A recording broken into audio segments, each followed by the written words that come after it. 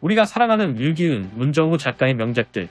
그런데 혹시 이들 속에서 신화가 숨겨져 있다는 걸 알고 계신가요? 광목천, 야차, 사만조, 염라대왕, 아수라. 이들이 모두 신화 속에서 온 존재라면 오늘은 마왕개혁전 아수라 용비불패 고수 세계관이 인도 신화 그리고 불교 신화와 어떻게 연결되는지 알아보겠습니다. 무협과 신화의 만남 바로 시작합니다. 먼저 마왕과 개혁전에서는 신적인 존재들이 직접 등장합니다. 여기서 중요한 두 캐릭터 바로 광목천과 야차입니다. 광목천왕은 불교의 사천왕 중 서방을 수호하는 신으로 수미산 중턱 서쪽에 거주하며 제석천을 보좌합니다. 그의 이름은 넓은 눈으로 세상을 바라보는 왕이라는 의미를 지니며 입을 벌리고 눈을 부릅떠 위험으로써 나쁜 것들을 물리친다고 전해집니다. 용들을 가둔다는 것을 바탕으로 인도신들 중에서 광목천과 유사한 신을 찾아보면 나가라는 이름을 가진 존재로 용신 또는 뱀신으로 불리우며 물과 땅을 관장하는 능력을 가지고 있습니다. 그리고 만화책 마왕에서 하계로 내려온 용들의 왕 광목천을 잡으러 왔다라고 하는 야차의 말을 들어보면 충분히 용신임을 추정해볼 수 있는 근거가 될 것 같습니다. 광목천은 마왕과 개혁전에서 둘 다 등장하는데 마왕에서는 이목충격으로 개혁전에서는 강동이계 중에 주술사 역할을 하고 있습니다. 또 다른 주인공인 야차는 마왕에서는 주인공의 적으로서 개혁전에서는 주술사의 동료인 건기로 등장합니다. 야차라는 존재는 불교에서는 기사문천을 따르는 무리입니다. 야차는 아수라, 가루라, 용등과 같이 천룡팔부 중 일원으로 불법을 수호하는 신장 중 하나입니다. 인도신 쿠베라는 불교 신화에서 다문천왕으로 광목천왕과 같은 사천왕입니다.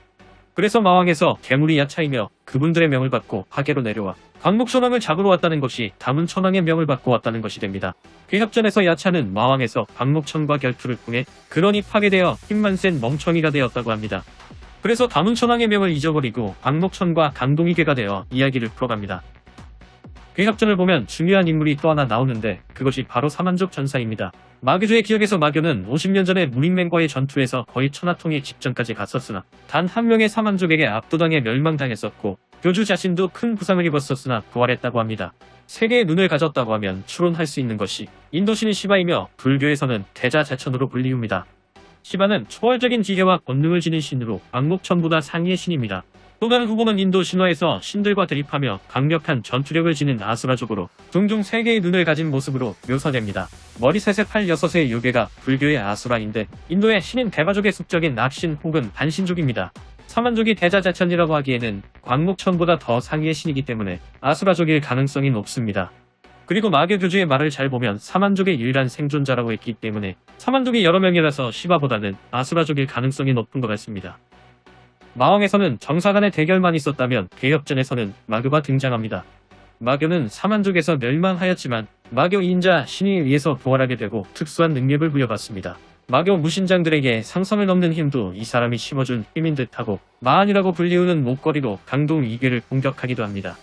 팔다리가 잘려나가 죽어가는 적기를 수술해서 정성으로 돌려놓기도 합니다.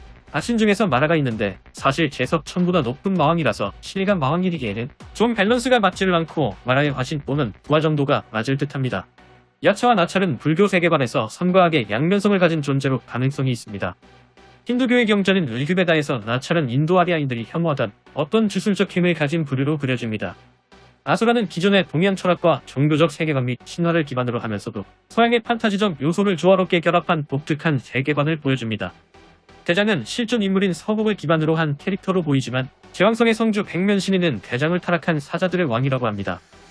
사자는 생명과 죽음을 다루는 초월적 존재로 두 사람은 같은 사자로 역할을 하다가 각자의 길로 나뉘어졌을 가능성이 큽니다. 사자의 왕이라면 인도에서는 야마이며 불교에서는 염라대왕을 지칭합니다.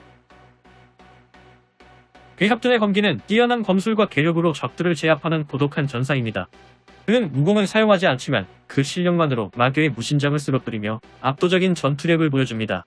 개혁전의 프리퀄인 마왕이라는 만화에서 이미 검기의 정체가 밝혀졌는데 그는 주술사인 광목천을 잡기 위해 천계에서 보낸 야차였습니다.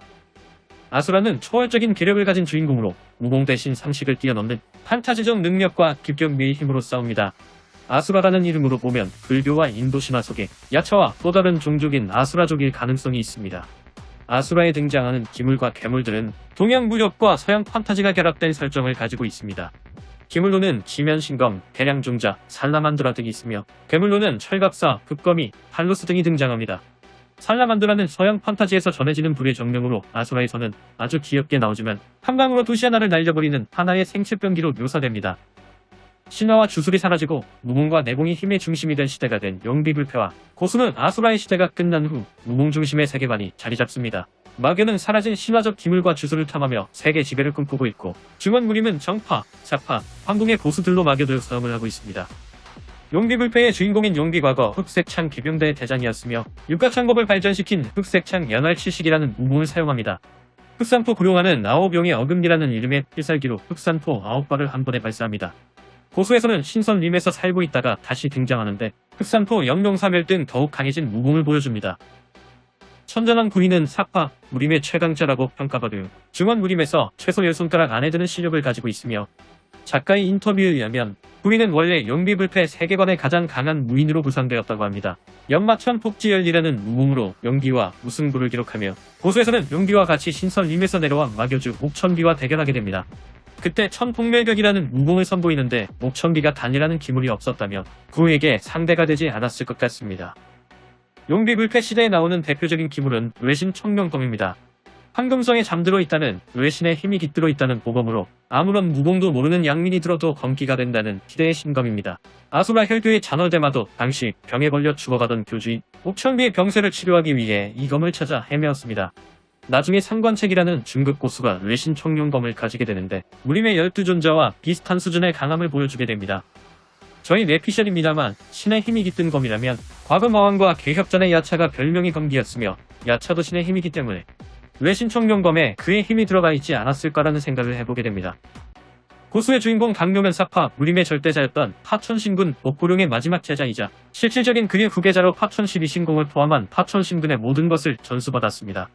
그로 단을 흡수한 후 마교주 옥천비를 이김으로써 고수 세계관 최강자로 거듭되게 됩니다. 용비불패와 고수의 최종 보스인 수라마제 옥천비, 다 죽어가다가 서역에서 온 주술사에게 받은 단으로 회복을 하고 다시 중원을 제패하려고 듭니다. 결국 마지막에 강룡과 싸우다가 강룡에게 흡수당합니다.